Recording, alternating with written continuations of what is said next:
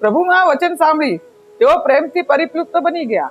પહેલેથી પ્રભુ તરફ સ્નેહનું આકર્ષણ તો હતું જ, સ્નેહના ભાવથી હવે વધુ પૂરિત થયા. વ્રત દરમિયાન કૃષ્ણ ચેતસ્વને લઈને કૃષ્ણનો સંબંધ પણ થયો.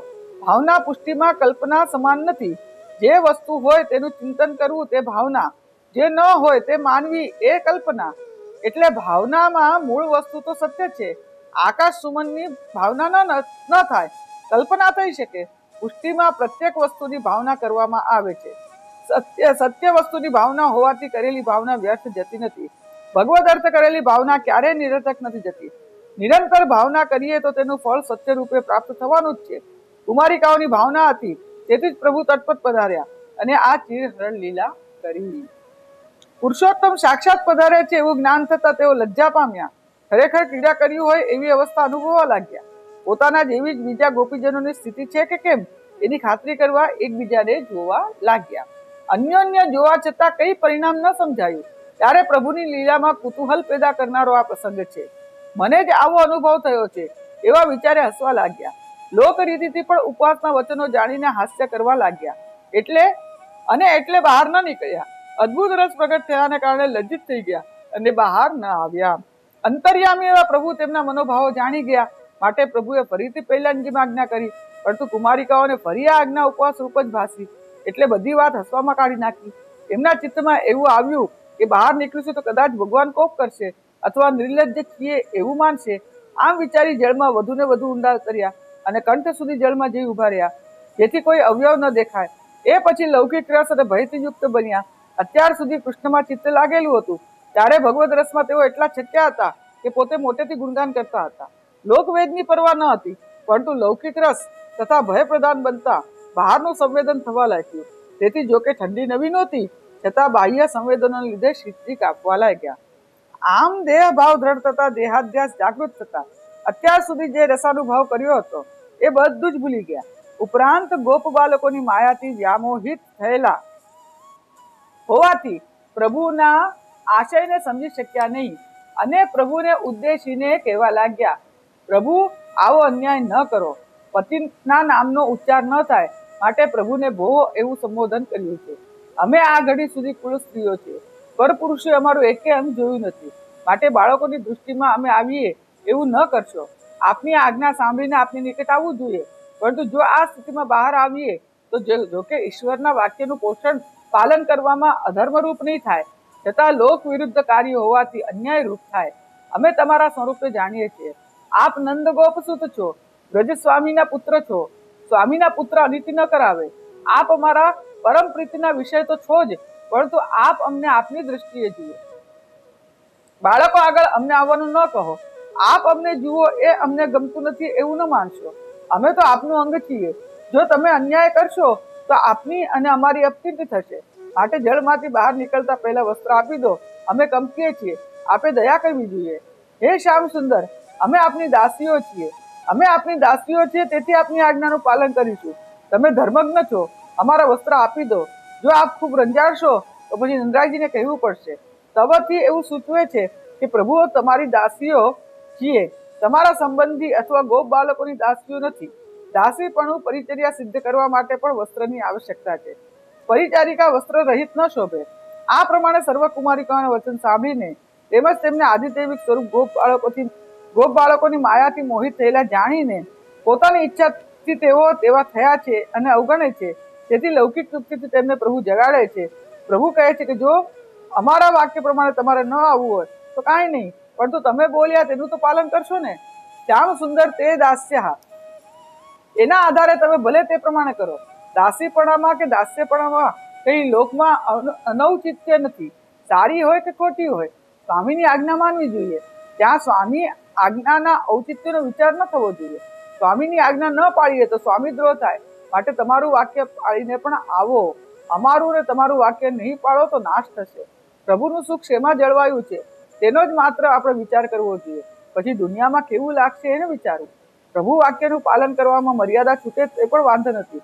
આનંદના ભરવામાં મર્યાદા બાધક થાય છે અને તેનું ઉલ્લંઘન થાય તો પણ તે બાધક નથી. માટે વસ્ત્ર લેવા જતા અન્ય દ્વારા દર્શન થાય તો પણ વાંધો ન હોવો જોઈએ.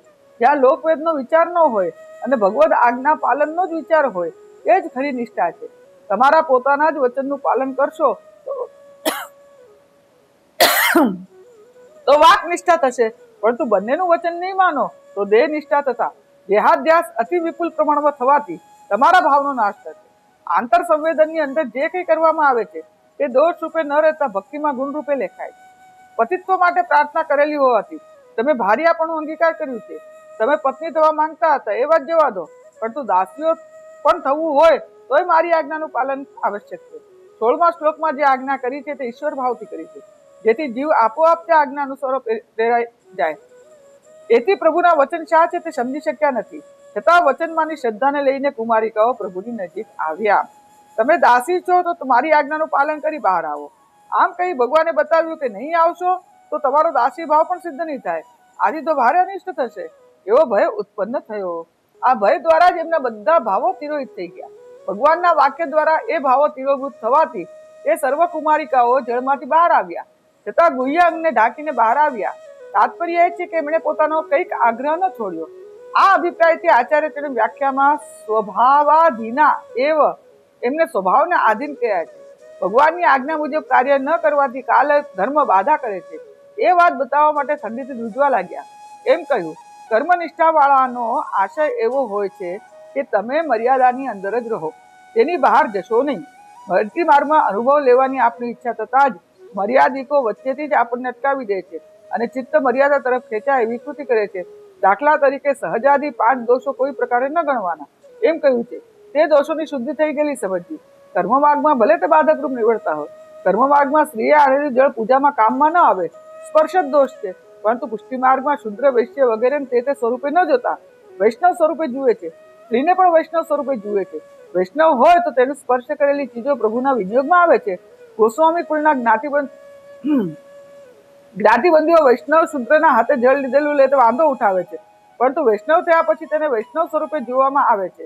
કનોજથી નીકળતી વેળા વૈષ્ણવને ત્યાં જજો અને પ્રસાદ લેજો એવી આજ્ઞા દામોદરદાસને શ્રી મહાપ્રભુજીએ કરેલી, છતાં અનસકડી મહાપ્રસાદ લઈશ એવી જ્ઞાતિની મેન તેમને રાખી. તેથી શ્રી મહાપ્રભુજી અપ્રસન્ન થયા.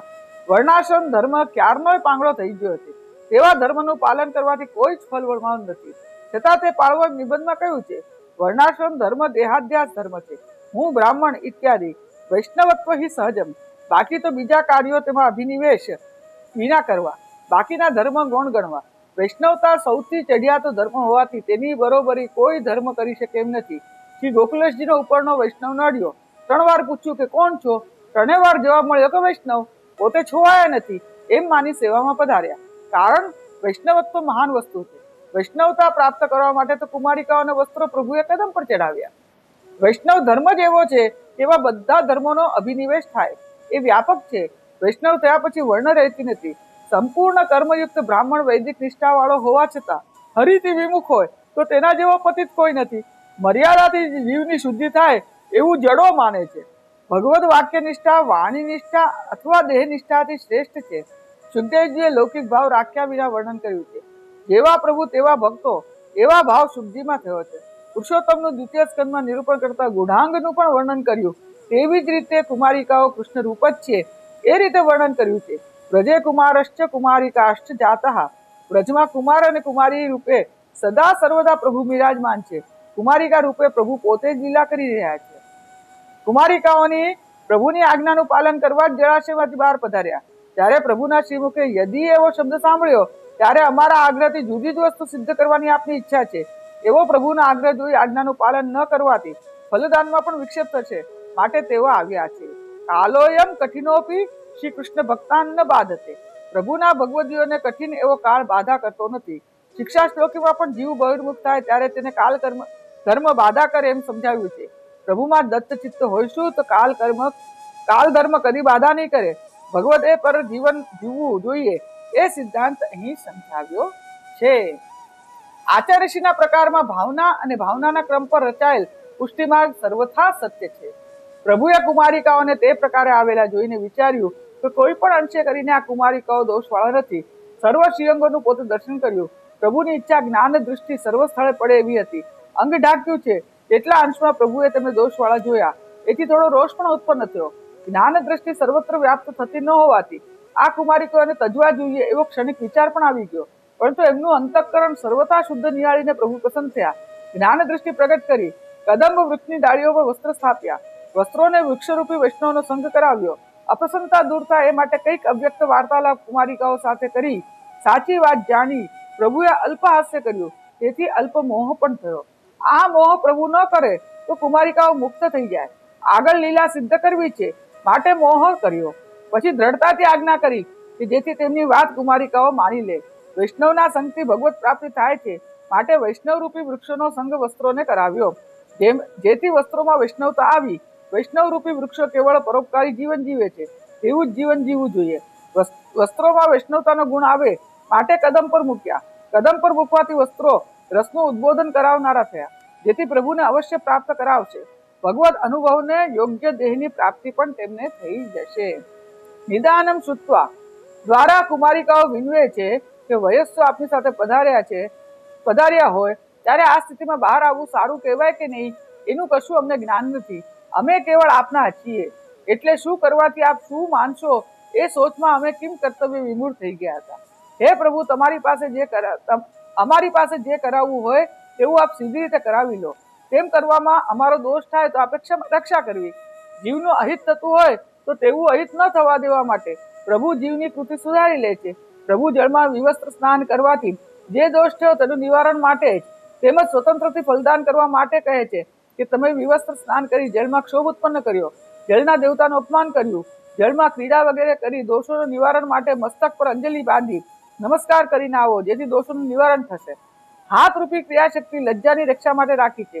એને મસ્તક રૂપી જ્ઞાન શક્તિ પર સ્થપાય તો દોષ દૂર થાય અને ભગવદ વિષયક જ્ઞાન થાય. ભગવદ જ્ઞાન રહિત ક્રિયાશક્તિ પ્રાવાહિક બની જાય છે. ક્રિયાશક્તિમાં જ્ઞાન શક્તિનું યોજન થાય તો તેથી ભગવત સંબંધી ફળ પ્રાપ્ત થાય છે.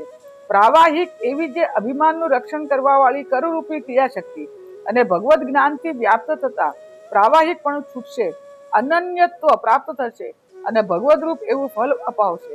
કર્મમાં સદગુણતા પણ આવશે અને વ્રત સિદ્ધ થશે. જ્ઞાનથી ક્રિયાશક્તિ યોજાતા એનો વિનિયોગ ભગવદ સેવામાં થશે. આમ ક્રિયાશક્તિને ભગવત સંબંધ થતા તે અલૌકિક બનશે, સ્વરૂપાનંદના અનુભવને ઉત્પન્ન કરશે. ક્રિયાશક્તિ સંસાર તરફ ન ખેંચાય માટે તેને જ્ઞાન શક્તિમાં યોજવા પ્રભુએ કુમારિકાને ઉપર મુજબ આજ્ઞા કરી. પ્રભુનો હાર્દ કુમારિકાનો હૃદયમાં ઉતર્યું અને પ્રભુએ આજ્ઞા કરી તેથી એક ડગલું આગળ વધી એ આજ્ઞાનું પાલન કર્યું. કોઈ પણ અંશે કરીને જેમનું સ્ખલન નથી એવા પ્રભુએ જ્યારે પૂર્ણ શક્તિમાન રૂપે આજ્ઞા કરી ત્યારે સ્વભાવથી જ ચાતુર્યાદી દોષ વિનાના કુમારિકાઓ પ્રભુની આજ્ઞા માનીને પ્રભુના કયા પ્રમાણે નમન કર્યું. અપરાધની નિવૃત્તિ માટે જ નમન કર્યું છે એમ નથી, પરંતુ પ્રભુ આજ્ઞા કરે છે માટે નમન કર્યું છે.